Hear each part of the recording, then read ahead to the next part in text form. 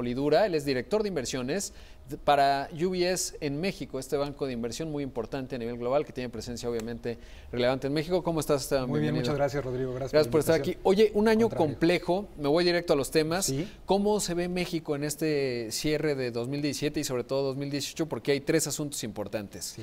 El FMI hoy señalaba la resiliencia de la economía mexicana, sí, daba un espaldarazo al manejo de la política fiscal, respaldaba la política monetaria, pero apuntaba a retos. Correcto. Telecan, habrá relevo en el Banco de México y por supuesto definiciones en lo político. ¿Cómo lo están viendo en UBS? Así es, no, lo resumes perfectamente bien. Estamos anticipando un año en el que nuestras perspectivas tratan de ser cautelosas, ¿no? Sí, evidentemente hay un progreso en ciertos indicadores macroeconómicos, pero los retos del próximo año son varios, ¿no? Y no nada más lo que ya mencionabas tú en cuanto a las elecciones, el reemplazo en Banco de México, sino además estamos en un ambiente global donde las tasas tienden al alza, ¿no?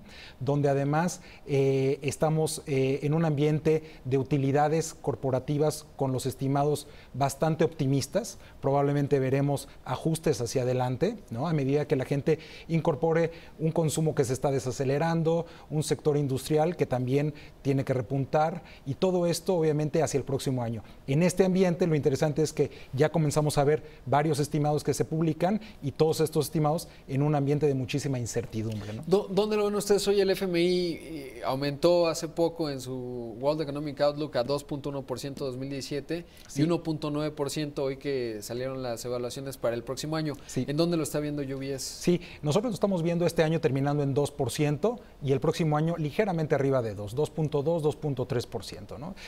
Si tú lo ves a grandes rasgos no es un gran cambio de lo que vivimos este año con respecto al año que sigue.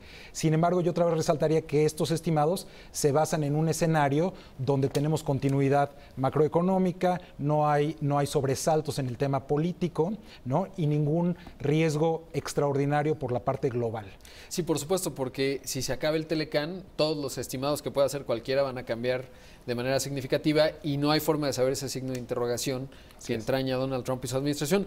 Esteban, por otro lado, me gustaría saber cómo ves la política monetaria, ahorita lo hablábamos, porque el Banco de México la semana pasada tomó su decisión, no movió la tasa de referencia, no era sorpresa, está muy alta, 7%, pero el Fed prácticamente se da por descontado que va a aumentar la tasa de referencia en diciembre. Habrá además nuevo presidente del Fed, que no se anticipan grandes cambios. ¿Cómo ves al Banco de México? Sobre todo porque la inflación pues sigue siendo un factor importante, aunque tocó su techo tal parece en agosto, 6.66, va bajando a 6.30 más o menos septiembre, octubre, pero sigue siendo el doble del objetivo. Claro. ¿Qué anticipas del Banco de México en términos de su decisión de política monetaria? Mira, es un tema muy interesante porque este tema de tasas de interés en México sí depende de Banco de México, depende del progreso de la inflación y también del ambiente global en cuanto a tasas, ¿no?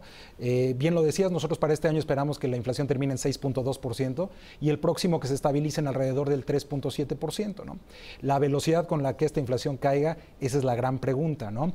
Hasta el momento los indicadores que vemos apuntan a que esta velocidad va a ser lenta por lo menos los primeros meses del año, pero sí vemos las condiciones para que Banco de México pueda bajar esta tasa a un rango más cercano al 3-4% por ahí.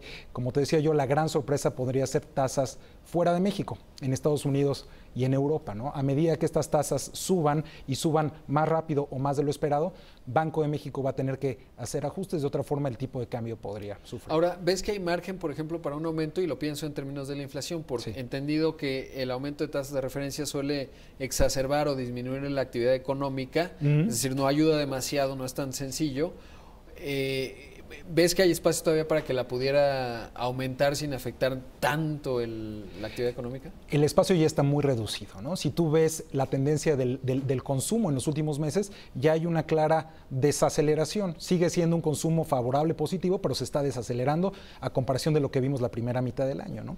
Entonces, tu pregunta es muy importante porque Banco de México no nada más tiene que tener cuidado de controlar esta inflación, de no afectar al consumo, sino también de no despegarse mucho de esta estas tasas en países desarrollados, porque entonces los flujos comienzan a moverse muy rápido entre países y entre regiones. Sí, si sumamos la incertidumbre de todo lo que ya mencionamos, así es, más una reducción del diferencial, pues muchos capitales podrían vender pesos y comprar dólares, ¿no? Así es, y también que en algunos tipos de activos las valuaciones en México no son bajas, ¿no? Eso podría dar una razón adicional para que el inversionista pudiera mover su dinero en algún momento. Si hay reforma fiscal, bueno, además, ¿no? En Estados Unidos. Gracias por estar aquí, Esteban. Un gusto, muchas gracias por la invitación. Vamos a hacer